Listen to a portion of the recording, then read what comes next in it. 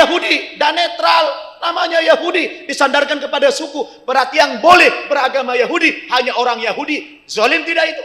Salam kita netral. Assalamualaikum warahmatullah. Pagi, siang, sore, malam. Coba kalau di Kristen, selamat pagi, berarti siangnya celaka. Selamat siang, sorenya mampus. Dan ilmu-ilmu yang semacam ini tidak akan kita temukan dalam konsep agama lain. Tidak ada. Saintifik dalam Bible itu tidak ada.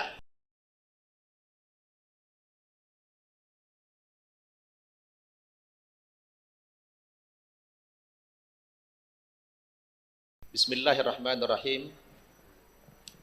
Assalamualaikum warahmatullahi wabarakatuh. Waalaikumsalam warahmatullahi wabarakatuh. Enakan begini apa gini? Gini. Kalau gini agak dengung. Gini? Jelas ini? Jelas. Saya setting ini dulu mic-nya. Gini? Oke. Alhamdulillah. Alhamdulillahilladzi hadana li hada. Wa ma kunna linahtadiya laula an hadanallah. Wa ashhadu an la ilaha illallah wahdahu la syarikalah wa ashhadu anna Muhammadan abduhu wa rasuluh alladzi la nabiyya ba'dah. Fa salawatullahi wa salamuhu alaihi wa ala alihi wa ashabihi wa mawalah, amma ba'd. Qala Allah subhanahu wa ta'ala fil Qur'anil Karim, a'udzu billahi minasy syaithanir rajim, kuntum khaira ummatin ukhrijat linnas ta'muruna bil ma'ruf wa tanhauna 'anil munkar wa tu'minuna billah. Shadaqallah. Yang kita muliakan guru saya dan guru kita semua, Dr. Ali Hasan Bahar LCMA, yang selalu dikenal beliau dengan Habib Bahar. Ada dua Habib Bahar, ada Habib Bahar Smith. Satu yang ekstrim, satu yang slow. Alhamdulillah.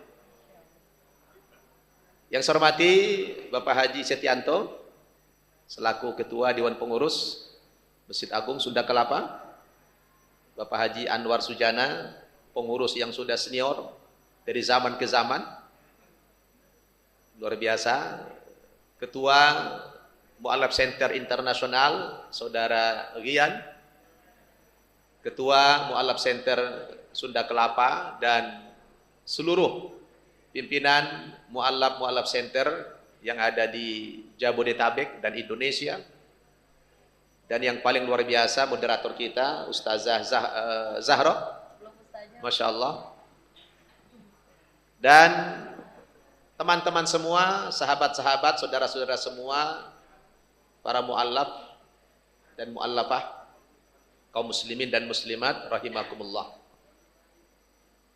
Saya gemetar kalau sudah bersanding dengan guru besar, itu gemetar saya.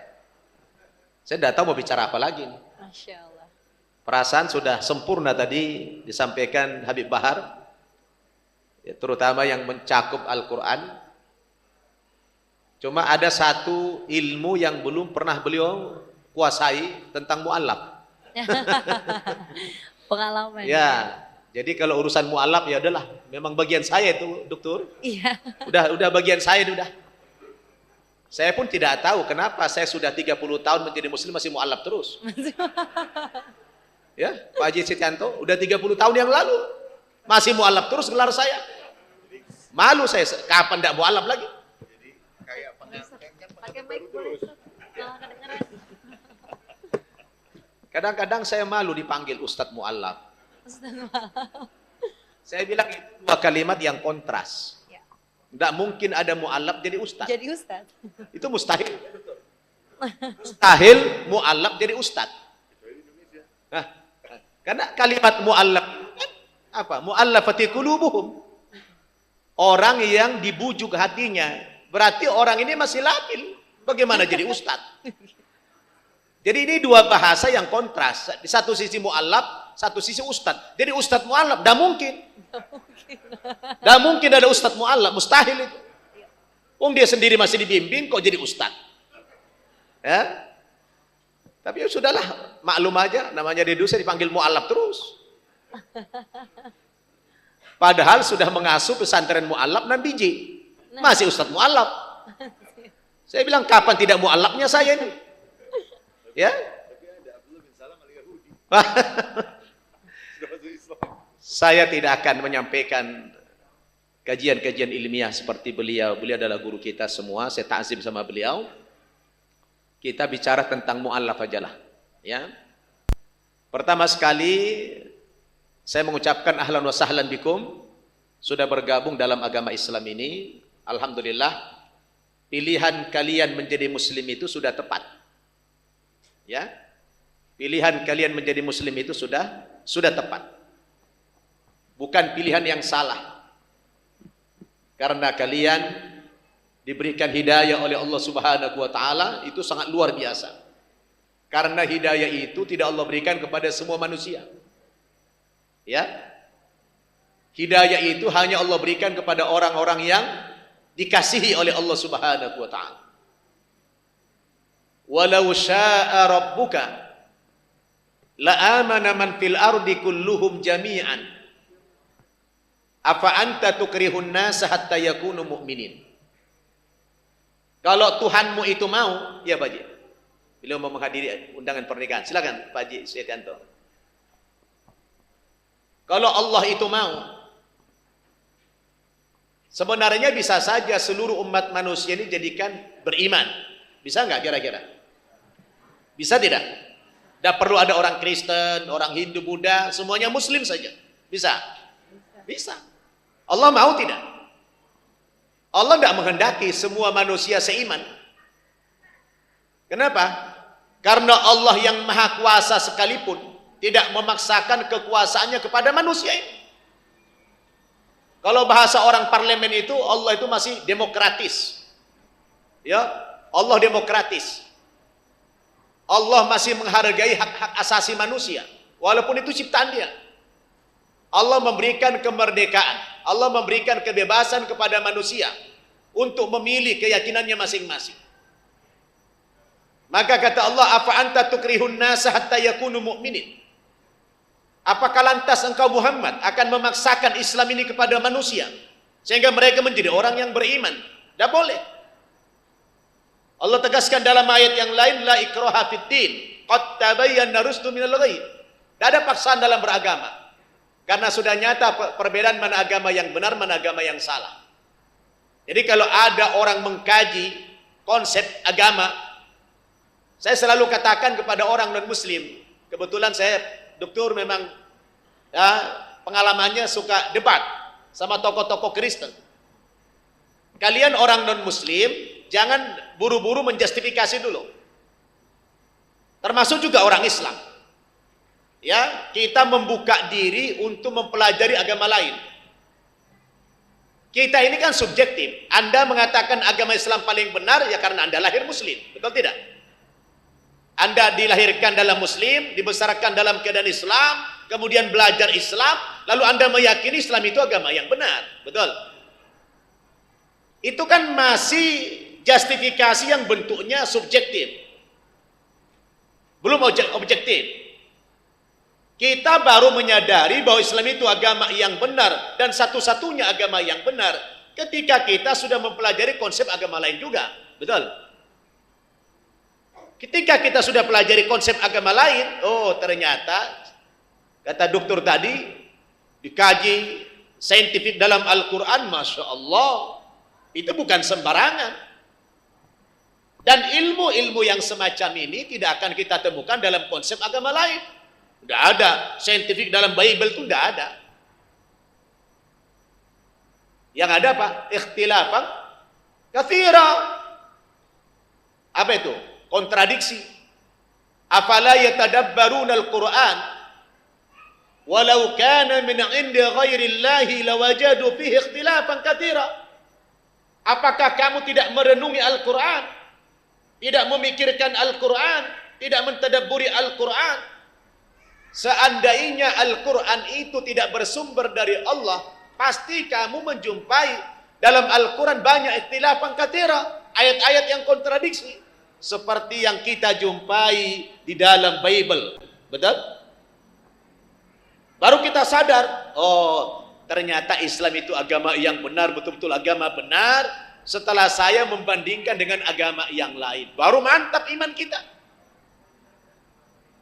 Saya punya pengalaman pribadi, masuk Islam itu memang belajar dulu. Kita lihat dulu konsep Islam seperti apa. Baru mantap iman kita. Maka saya bilang sama teman-teman, saya tidak pernah jadi mu'allaf. Nggak pernah jadi mu'allaf.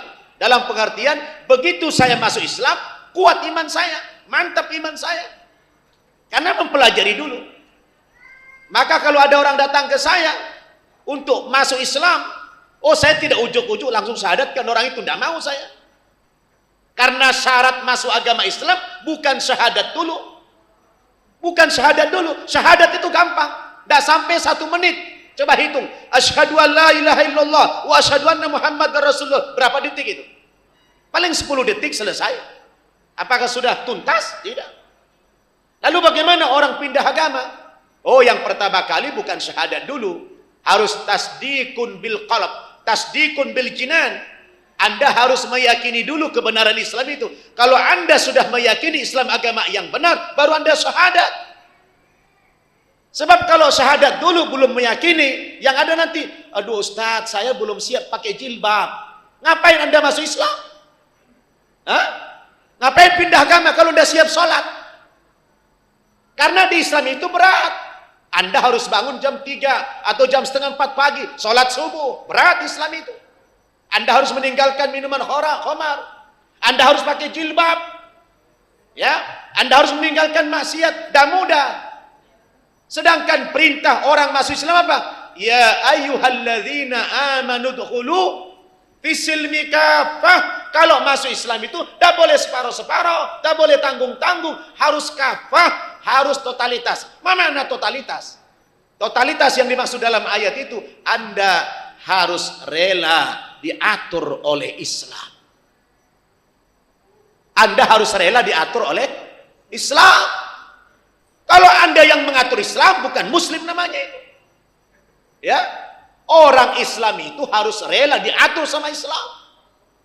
Kalau tidak, jangan masuk Islam. Karena Islam itu berat. Betul tidak? Saya bilang tuh sama orang datang ke saya, berat masuk Islam itu. Anda sudah siap tidak? Jangan ujuk-ujuk cuma 2 kalimat syahadat. Ada lagi seorang Chinese datang ke saya. Kebetulan istrinya masuk Islam. Gara-gara dia masuk Islam dia cerai. Kenapa? Begitu. Karena suaminya tidak Islam, dia minta cerai. Zina jatuhnya. Setelah didakwahi dulu, tidak mau masuk Islam. Cerai. Setelah cerai sekian lama, dia pengen rujuk. Nah si istri ini bilang, oh saya tidak mau. Kecuali kamu mau masuk Islam.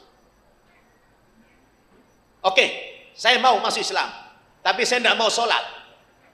Loh, udah bikin syarat. Dibawa ke saya, ke Gadok sana. Datang ke tempat saya. Ustadz, ini mantan suami saya mau dialog sama Ustadz. Boleh, silakan bawa kemari. Ustadz, saya hanya ingin rujuk saja. Saya mau masuk Islam Ustaz, tapi saya tidak mau sholat. Oh enggak, saya tidak akan Islamkan Anda. Karena Anda belum Muslim. Nanti. Qalatil a'rabu amanna. Qul lam tu'minu. Walakin qulu aslamna. Walamma yadkhulil imanu fi qulubikum. Dulu ada orang-orang Arab Badui, Arab pinggiran itu datang mengaku-ngaku, oh kami sudah beriman kepada Allah. Kami sudah masuk Islam. Oh kata Allah, qul, katakan ya Muhammad kepada orang Arab Badui itu, kamu belum masuk Islam, kamu belum beriman, baru berislam saja, baru di mulut. Walamma yadkhulil imanu fi qulubikum, Islam itu belum masuk ke dalam rongga hatimu, baru di mulut, baru sampai di leher saja itu Islam. Jadi tidak mudah pindah agama itu. Kalau masuk Islam harus rela diatur. Saya bilang gitu. Yang tidak, dia datang ke saya begini. Apa saudari udah siap masuk Islam dibungkus rapi? Saya mau Ustaz pindah agama, tapi saya nggak mau pakai jilbab. Apa-apa? Kok dia ngatur Islam? Tidak boleh kita ngatur Islam itu. Kita yang harus diatur oleh Islam. Tapi bahasa ini bukan bahasa ekstrem kanan ya. Ini bahasa Islam versi saya begini nih, bukan yang ekstrem kanan nih, bukan yang kaku, bukan, supaya kita berislam itu adalah total.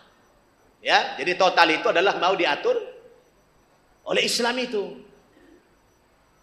Ini kok agak tegang dikit ini ya. Hah? Jelas ibu-ibu? Jelas. Jadi kalau sudah masuk Islam itu bukan hanya ke masjid pakai jilbab, bukan hanya sholat, tapi setiap hari pakai jilbab. Ya, yang begini tinggalkan, karena Anda semua beruntung, alhamdulillah. Karena tidak semua orang diberikan hidayah oleh Allah Subhanahu wa Ta'ala. Saya dulu begitu, maka saya bilang saya tidak pernah menjadi mu'alaf saya. Karena begitu saya pindah agama itu saya merasa yakin Islam itu agama yang benar. Ya, makanya alhamdulillah saya belajar Quran itu dokter dalam lama. Allah berikan hidayah dan kita ada totalitas tadi. Seminggu bisa baca Al-Quran. Masya Allah. Alhamdulillah. Seminggu bisa baca Al-Quran. Seminggu ya. Yang tadinya saya lihat Quran itu agak ngeri, wah, tidak pede saya. Lihat huruf-hurufnya ngeri begitu, tidak pede saya. Tapi begitu dipelajari, seminggu sudah lancar baca Al-Quran. Masya Allah. Lalu datang orang ke saya, Ustadz, saya ini salut dengan Anda dan salut kepada para mu'alaf. Kenapa Bu? Iya, mu'alaf itu kadang-kadang lebih hebat imannya, lebih hebat ilmunya dari kami muslim turunan. Kenapa Ustadz? Saya bilang, ibu kan muslim turunan. Kalau kami kan muslim tanjakan, saya bilang. Tanjakan. Ya? Lebih kuat ya. Ibu, saya bilang muslim turunan, kami muslim tanjakan. Loh, bedanya apa? Apa bedanya muslim turunan dengan muslim tanjakan? Kalau ibarat mobil, saya bilang, ibarat mobil. Kalau jalan lagi turunan, yang diinjak rem apa gas? Rem, mungkin gak gas. Turunan mungkin dari gas. Enggak. Makanya yang diinjak rem suka telat ke masjid, telat ke majelis taklim. Kenapa? Nginjak rem melulu dan nyampe-nyampe. Itulah turunan. Coba kalau tanjakan, yang diinjak rem apa gas? Gas. Rem apa gas? Apa mungkin tanjakan nginjak rem? Injak gas terus, tancap terus. Makanya cepat sampai, cepat ke tujuan, cepat bisa paham Islam. Kenapa? Digas terus. Masya Allah. Begitu. Paham? Nah, itulah bedanya muslim turunan dengan muslim tanjakan. Ini alhamdulillah. Santri-santri saya itu, dokter, rata-rata sebulan bisa baca Al-Quran. Alhamdulillah saya sudah bikin pesantren mu'alaf itu 6 biji. Ya? Ada 2 di Ciputat, ada 1 di Bogor, ada 3 di NTT. Ini pesantren semua alam, gratis, tidak bayar. Kita didik mu'alaf ini jadi da'i. Ya, bukan jadi ustadz, jadi da'i dulu. Kalau jadi ustadz kayak beliau nih, jadi guru. Ini ya mengajak aja dulu, menyampaikan aja dulu. Ya. Makanya mu'alaf itu saya serukan, Anda jangan ujuk-ujuk jadi penceramah dulu. Belum bisa baca Al-Quran sudah jadi penceramah. Kacau nanti. Belajar dulu, luangkan waktu entah setahun, entah sebulan, belajar dulu sampai Anda bisa baca Al-Quran yang baik. Setelah itu Anda baru menyampaikan. Ini Anda berdakwah menyampaikan pakai tulisan Latin, yang tidak bisa lah baca Quran pakai Latin. Ya, belajar dulu. Saya pun dulu begitu. Saya ngomong begini karena saya sudah melakukan juga. Belajar dulu saya. Udah ujuk-ujuk jadi penceramah. Saya bukan ustadz, penceramah. Beda, ustadz beliau. Ustadz itu kalau di Amerika di Al-Azhar itu namanya profesor. Ya, ustadz itu profesor. Kalau kita pelawak juga ustadz. Masya Allah. Kita gampang bikin justifikasi ustadz itu. Ya. Jadi saudara-saudara, mu'alaf ini khususnya belajar, luangkan waktu belajar. Tempat kita ada, siap untuk menerima mu'alaf belajar, gratis. Ya. Jangan sampai Anda tidak belajar. Nanti ada penceramah mu'alaf. Oh, mencaci maki apa semua, ndak karu-karuan. Dakwah itu ndak begitu. Di Quran itu ada metodologi dakwah. Nanti antum buka di Quran, banyak metodologi dakwah dalam Al-Quran. Jangan semaunya saja berdakwah, nanti orang marah. Mengejek agama lain tidak boleh, menghina sembahan orang lain tidak boleh. Walaupun antum mantan Kristen, mantan agama lain, tidak boleh menghina agama sebelumnya. Itu Quran. Wala tasubbul ladzina yad'una min dunillah fayasubbullaha adwan bighairi ilm. Jangan kamu ejek, jangan kamu hina sembahan-sembahan agama lain. Sebab kalau kamu ejek sembahan agama lain, dia nanti akan menghina Allah lebih dahsyat lagi. Betul tidak? Betul. Makanya belajar lagi, kita belajar Quran supaya kita berdakwah ini tepat sasaran. Saya alhamdulillah Pak, Bu, karena mempelajari Quran, saya dakwah kepada orang non-muslim itu dengan metode yang tepat, itu mudah. Saya kadang-kadang sekali dialog, 2 kali dialog, itu sudah masuk Islam. Alhamdulillah. Justru pengalaman dakwah saya yang susah mengislamkan orang Islam. Masya Allah. Mengislamkan orang Islam itu lebih sulit daripada mengislamkan orang Kristen. Asal tahu tekniknya. Maka di Quran itu surat An-Nahl ayat 125, Allah mengajarkan kita tentang metode dakwah. Ud'u ila sabili rabbika bil hikmah. 1. Wal mau'izatil hasanah. 2. Wajadilhum billati hiya ahsan. Alaysa kadzalik ya dokter? Alhamdulillah. Kita ini harus mengikuti metode Quran kalau mau benar. Ajaklah, serulah, panggillah manusia itu kepada Islam ini, kepada kebenaran ini, ke jalan Tuhanmu. Dengan cara apa Anda berdakwah? Dengan 3 cara minimal. Yang pertama, bil hikmah. Apa itu bil hikmah? Bil ilmi. Dengan ilmu, dengan dalil, dengan hujah, dengan konsep, bil Quran, bis sunnah. Lalu siapa segmen dakwah kita yang Anda berdakwah kepada mereka dengan ilmu? Ini orang-orang tertentu ini. Orang-orang intelektual dari kalangan non-muslim. Tidak bisa antum dakwahi dia dengan pakai sembako, itu tidak bisa. Kayaan dia dari kita. Antum ngajak orang ke Islam pakai sembako tidak laku. Karena dia orang-orang hebat, orang-orang pintar, intelektual, kaya.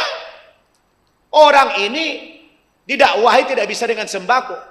Anda dakwah kepada mereka dengan ilmu. Betul? Seperti tadi. Di mana keunggulan agama Islam itu? Dari segi namanya saja. Nama saja. Islam itu sudah unggul kok. Nama aja. Allah milih nama agama kita Islam. Agama, nama yang netral. Islam. Yang tidak disandarkan kepada nama tokoh. Tidak disandarkan nama suku. Tidak disandarkan kepada nama daerah.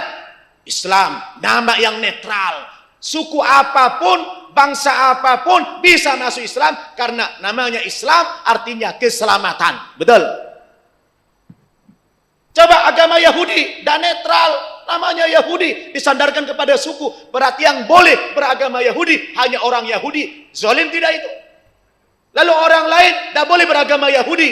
Agama apa itu? Cuma kepada orang tertentu saja boleh beragama. Ini aja sudah nggak benar. Betul tidak? Nasrani juga disandarkan kepada nama tempat Nazaret. Tapi Islam itu Masya Allah. Salamnya coba salam. Salam kita netral. Assalamualaikum warahmatullah. Pagi, siang, sore, malam. Netral. Salam sejahtera. Coba kalau di Kristen, selamat pagi. Berarti siangnya celaka. Selamat siang, sorenya mampus. Astagfirullah. Maka ada cerita, dokter. Ada orang Batak. Anaknya kuliah di Amerika. Pagi-pagi dia telepon anaknya. Selamat pagi nak. Kata anaknya, mama di sini sudah malam. Beda. Netral tidak? Enggak. Udah nggak netral lagi. Tapi kalau assalamualaikum warahmatullah itu netral. Lihat ritual tempat ibadahnya orang Islam. Seluruh dunia sama menghadap ke kiblat. Bacaannya sama, syaratnya sama, gerakannya sama, semua sama Islam itu. Coba Anda di Kristen, pergi ke Amerika, kacau, nggak bisa bahasa Inggris, nggak bisa ibadah. Nggak ngerti ya. Belum lagi tata cara ibadahnya beda, betul? Ya. Subhanallah. Islam itu agama yang luar biasa. Anda bersyukur kepada Allah dan diberikan Islam kepada semua manusia, betul? Ya. Subhanallah. Maka berdakwah itu dengan ilmu. Orang siapa? Orang yang intelektual tadi didakwah ke ilmu, pakai konsep. Baru yang kedua apa? Wal mau'idhu al hasanah. Apa ini? Oh, dia butuh contoh-contoh yang konkret. Antum dakwahi orang-orang di kampung sana yang tidak sekolah, pakai ilmu. Kayak tadi, tidak masuk akal dia itu. Ditolak sama dia. Kenapa? Tidak sekolah dia. Tapi kalau antum datang bawa sembako, diterima sama dia. Terima. Nah, saya dakwah dokter ke NTT. Rame-rame orang tua di sana menyerahkan ke saya anaknya untuk diislamkan. Ayah ibunya Katolik, anaknya disuruh masuk Islam. Kenapa? Karena metode dakwah saya mengikuti Quran tadi. Oh, dulu waktu di Kristen begitu juga caranya. Cuma saya pindahkan ke Islam. Bagus itu. Saya pergi ke NTT itu bawa menteng banyak saya uang. Saya kalau ke NTT bawa uang banyak saya. Karena saya suka nolong orang-orang di sana. Oh, enggak ada air, saya bangunkan dia sarana air. Oh, Islam begitu ya? Iya. Islam itu agama yang kasih sayang. Jadi kalau kita menawarkan kepada seseorang harus ada buktinya. Kita katakan Islam agama yang kasih sayang. Buktinya mana? Ada orang susah dibantu. Itu Islam. Akhirnya berebut orang masuk Islam. Masya Allah. Subhanallah. Subhanallah.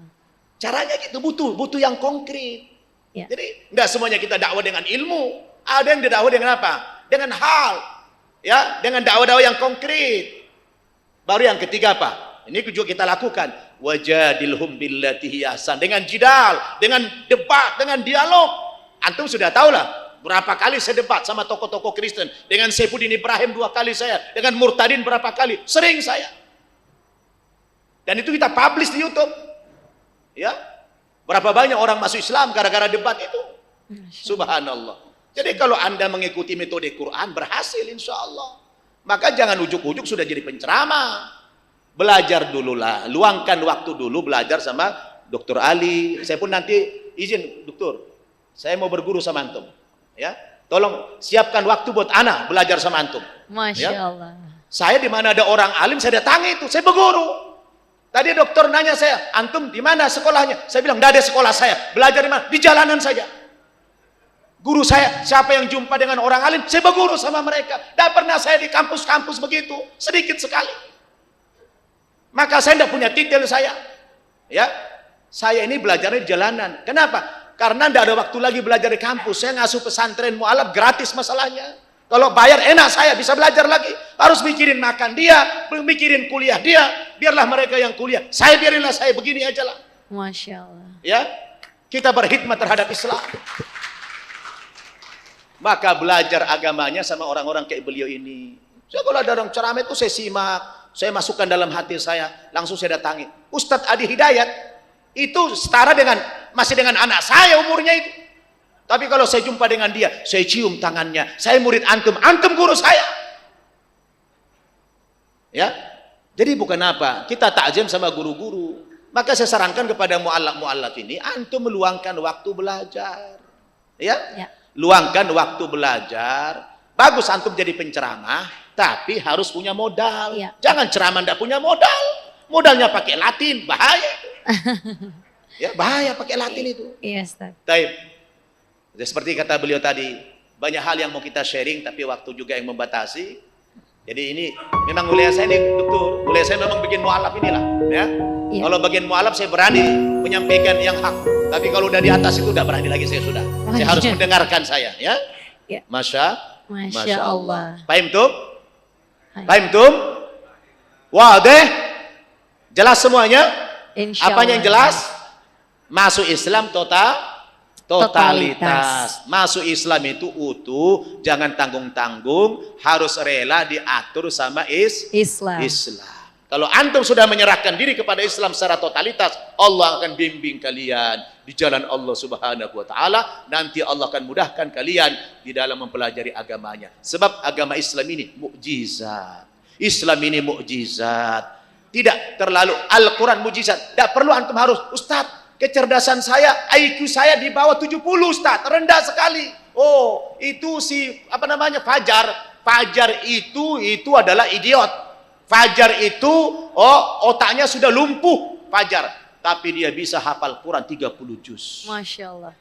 Kenapa? Orang yang lumpuh otak saja bisa hafal Quran. Kenapa? Kata beliau tadi, Karena Al-Quran itu adalah Mukjizat. mukjizat. Wallahu a'lam bishawab. Wassalamualaikum warahmatullahi wabarakatuh.